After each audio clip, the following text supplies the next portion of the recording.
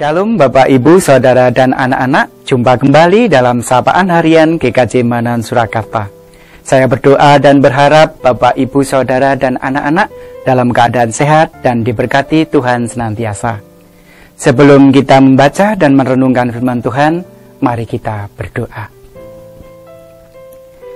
Segala puji hormat kami naikkan kepadamu Tuhan. Kami bersyukur untuk berkat baru dan rahmat baru serta kasih setiamu yang tak pernah berkesudahan. Kami akan merenungkan dan mendengarkan firman-Mu. Berkati kami, sertai kami dengan Roh Kudus-Mu, supaya apa yang kami dengar menjadi kekuatan hidup kami. Dalam nama Tuhan Yesus Kristus, doa ini kami panjatkan. Amin. Bacaan firman Tuhan pada hari ini kita ambil dari Kitab 1 Korintus pasal 2 ayat 7-9. Demikian firman Tuhan. Tetapi yang kami beritakan ialah hikmat Allah yang tersembunyi dan rahasia, yang sebelum dunia dijadikan telah disediakan Allah bagi kemuliaan kita. Tidak ada dari penguasa dunia ini yang mengenalnya. Sebab kalau sekiranya mereka mengenalnya, mereka tidak menyalibkan Tuhan yang mulia. Tetapi seperti ada tertulis, apa yang tidak pernah dilihat oleh mata dan tidak pernah didengar oleh telinga dan yang tidak pernah timbul di dalam hati manusia, semua yang disediakan Allah untuk mereka yang mengasihi Dia.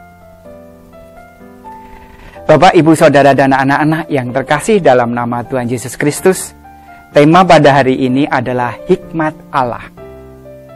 Bagaimana kehadiran Allah dalam kehidupan? Dia berkarya, bekerja, menuntun dan mengarahkan hidup manusia. Tentulah tidak akan dapat dipahami, dimengerti, dan tidak akan tergambar dalam akal pikiran manusia yang tidak menerima roh Allah diam dan bekerja dalam kehidupan seseorang. Hikmat Allah bukanlah hikmat yang berasal dari dunia ini, yang sudah ada sebelum dunia dijadikan. Itulah yang dinyatakan bagi kita orang percaya melalui roh Tuhan yang diam dalam diri orang percaya. Dengan demikian, Tuhan memberikan kepada setiap orang percaya kemuliaan yang begitu besar. Sebab hikmat yang kita miliki melebihi orang yang hanya mengandalkan hikmat duniawi. Pengetahuan, pengertian, kebijaksanaan, hikmat yang ada sebelum dunia dijadikan, itu dicurahkan kepada kita, orang yang percaya kepada Kristus. Memiliki hikmat Allah hanya dapat bekerja dalam diri seorang yang menerima Kristus Yesus sebagai Tuhan dan Juru Selamat. Menerima curahan rohnya, diam dan bekerja dalam dirinya.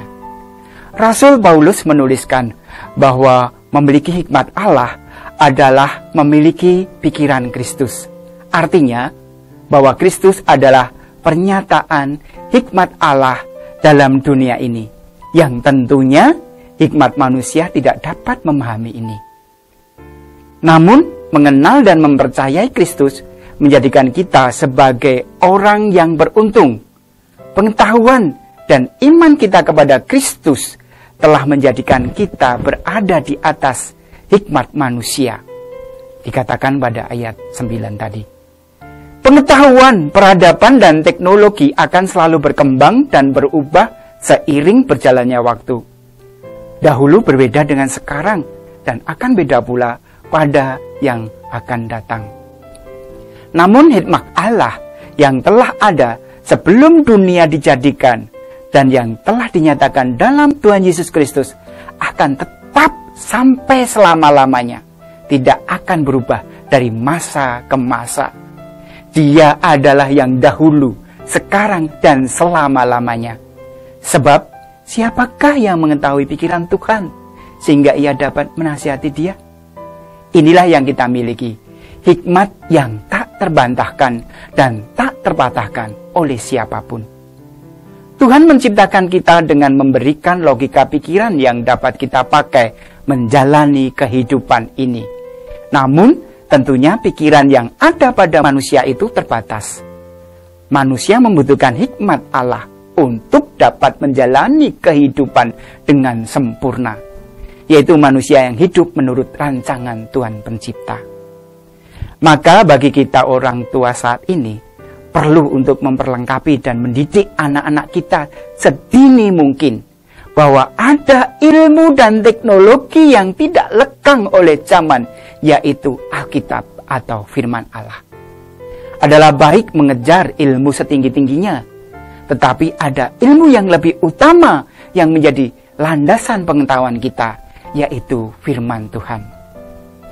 Dalam memperjuangkan hidup di dunia ini untuk meraih kebahagiaan dan kesuksesan, tidak bisa hanya mengandalkan hikmat manusia. Kita membutuhkan hikmat Allah. Jika tidak, kita hanya akan menjumpai dan menerima kualitas hidup yang kadaluarsa atau ketinggalan zaman. Karena demikianlah adanya kemampuan hikmat manusia. Namun, hidup bersama hikmat Allah, kita akan menemukan suatu kualitas hidup yang sangat berbeda. Hidup bersama hikmat Allah akan kita jalani hidup yang biasa menjadi luar biasa, yang senantiasa melihat Allah hadir dalam setiap kehidupan yang kita lalui. Amin.